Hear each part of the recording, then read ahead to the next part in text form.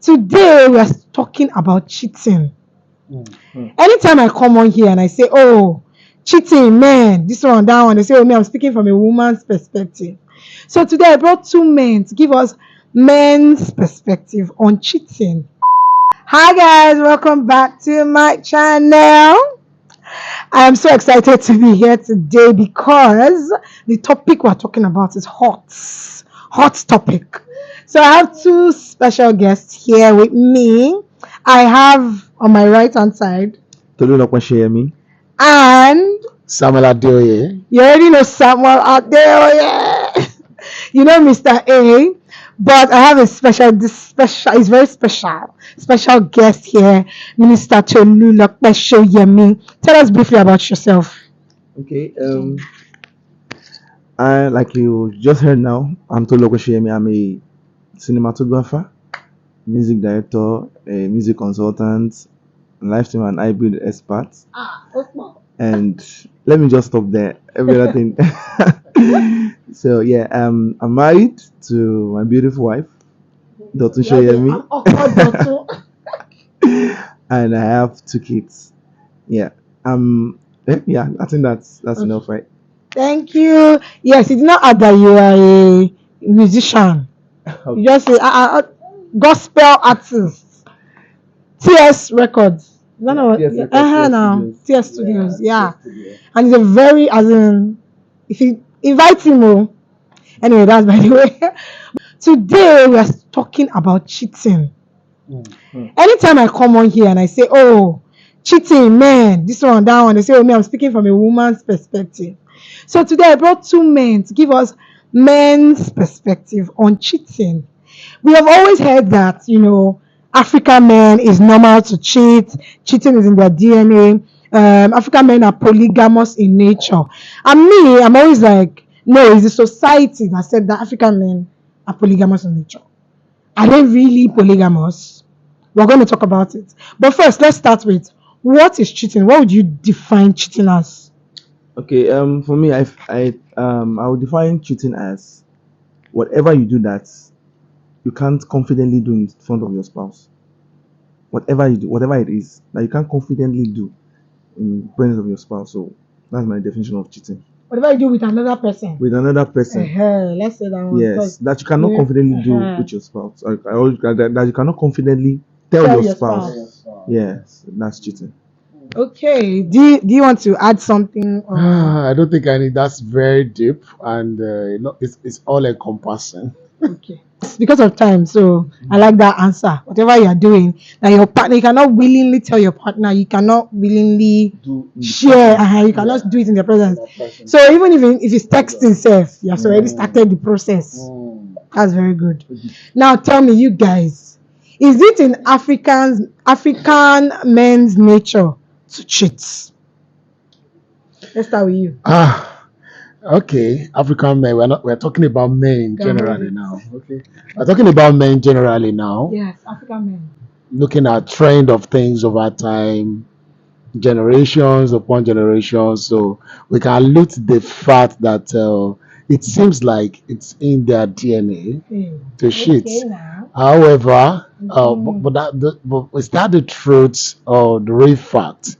Let's not first go spiritually about it, but I think I would say not really. You're contradicting yourself. No, this is not contradict. Okay, the first thing you said. If you look at the trend of things, the way it is being, we can look to the fact that it seems like it's in their DNA, but it's not. But not in the DNA. Why is it not in the DNA? So, DNA is created by God actually, so it is not something that was, impute. So just like Jesus would say, it wasn't so in the beginning.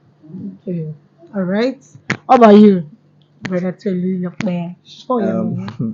Now, why do men cheat? Or no, is it in their DNA? Yeah, is it normal for African men to cheat? African men cheat. All men cheat. Now, for me, I don't think it is normal, because I think many people who cheat, most of them have obviously seen people who cheat and they see it as a normal thing.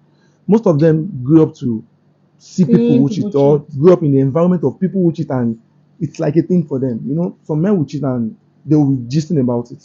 Oh, I see what I did. I met this lady here confidently, and you growing up hearing this, it's putting something in your brain that, oh, could this be normal? Oh, since nobody's saying anything about it, since everybody's saying that, oh, this thing is fun. And so I feel it's what most people or most men grew up to meet, and they see it as a normal thing. So that's from my angle.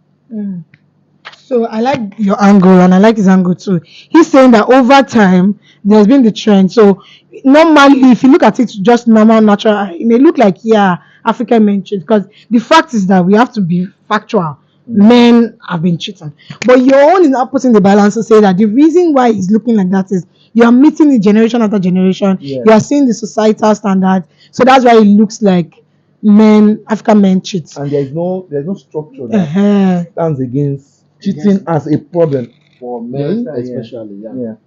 So then, in analysis, the question: is it also normal for African women to cheat? Okay. Like I said, it's also not normal, because the truth of the matter is men cheat, women cheat. Thank you. For Because example, people need let to me ask you, know. let me ask a question. Men cheat with who? Women, Women. Women cheat with who? men. So men cheat, women cheat. So the same thing that is applicable to the men is applicable to the women. So I don't think it's not normal. It's just not normal. I just feel whoever cheats, the person is not normal. Yes, it's not normal. That's what I think. Okay, so I like that angle that you're saying that, who are they cheating with? It's the men, and who is the men cheating with? The women. And it's actually true. But then there's this societal thinking that, oh, it's not normal for women to be polygamous. That's why I asked that question. But men, they are polygamous in nature. Meanwhile, let's talk about this polygamy thing. People have quoted from the Old Testament to say that, because it's natural. That's why David had many wives, Solomon had many wives, even Abraham and all these other people. What's your position on it? Yeah. Polygamy specific. I don't even know. Yeah. I'll still, if you look at the trend from the scripture, taking it from the men of faith, from the old covenant, you see that there was no specific instruction against polygamy in that trend. But there are several things that when Jesus came, he was able to espouse on, like talking about it wasn't so in the beginning. So, and then when we now look at, from the epistle side, from that time, you see that it wasn't a usual thing. And then you look at, okay, who's supposed to be a bishop, who's supposed to be a minister, some of them husband of one wife, all those stuff. So, and we know that, okay, in the new generation, I mean the New Testament, new creation, yeah, we are all ministers, we are all priests. The Bible says he has made us, priests, and also he has made us kings. So we're not just king, we're also priests as well. So which means as a priest, you're like a bishop.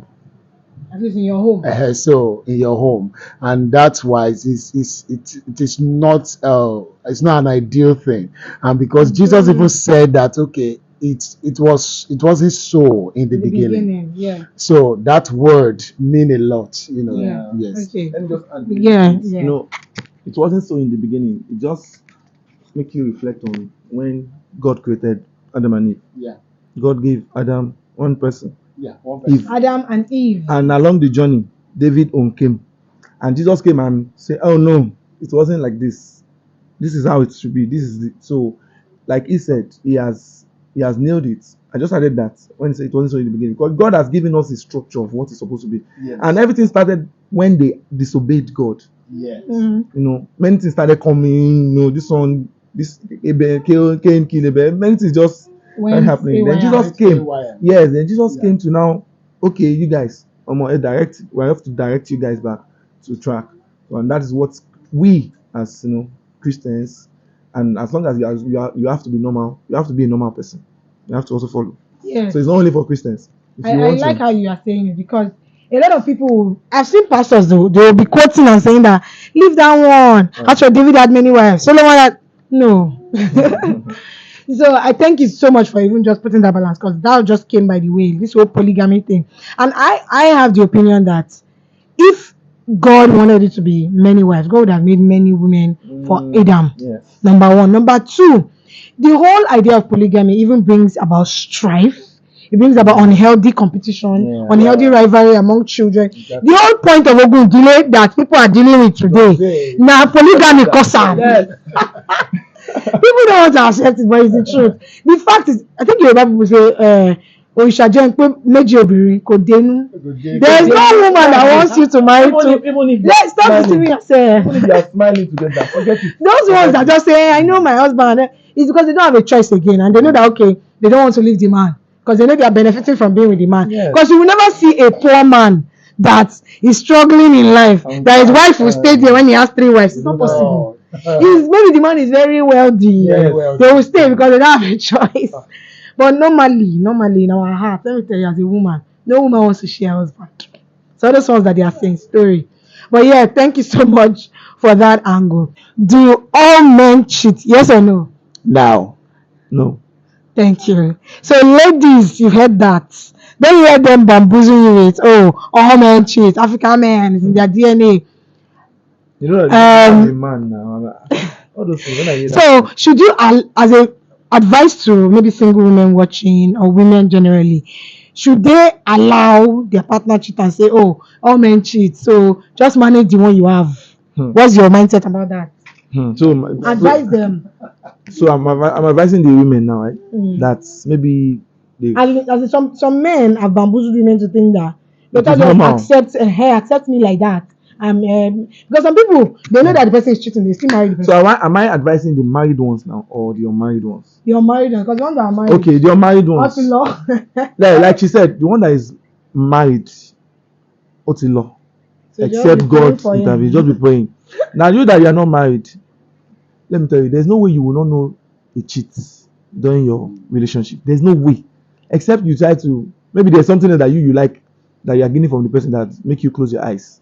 And those that will tell you that don't, when they marry they will change. It's a lie. When they marry, they will add amplifier to what they are doing, so it will be times 1 million. So my advice is this: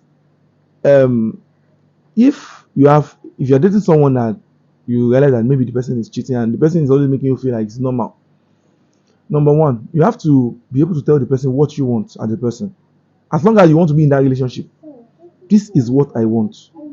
Cheating is not allowed. As long as, and you have to make sure you are not cheating, because some will give excuse. Are you not doing the same thing?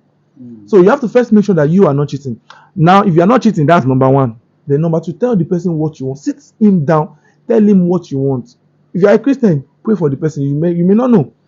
Maybe something that he has been doing for a very long time with other girls that they are permitting it, permitting him, and eventually he met you. Maybe God wants to use it for him. So pray along, but don't lose guard. Don't say because you are praying. Don't start praying after you have picked wedding dates. That's what I'm saying. Don't start praying after picking wedding, because you have picked wedding date and you're like, okay, the prayer will work. When you go, no. But while you're praying, no, even if you want to propose, calm down, watch, and not even if it's trying to pretend to you that he has changed, it will still show. Little thing you just see it. So my advice is, like I said, that's my advice. Just pray, tell the person what you want, talk to him, tell him what you want in this relationship, and make sure that you are not cheating. Once you are not cheating, it will get to a point he will start respecting you. See the person I'm doing this to, the person is not doing the same to me. I should be able to, so with prayer. But don't pick wedding dates before you do all this thing. I've told you.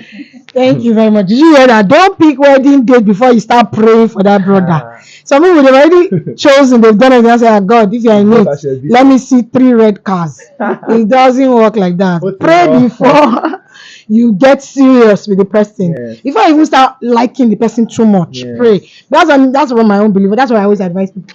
Because for sure, if you are liking someone, you already love someone, you will surely not hear what God is saying. Now, let's now move into the topic, the idea of cheating in itself. As a Christian, if you find out that, okay, or let me frame the question like this: what makes people cheat?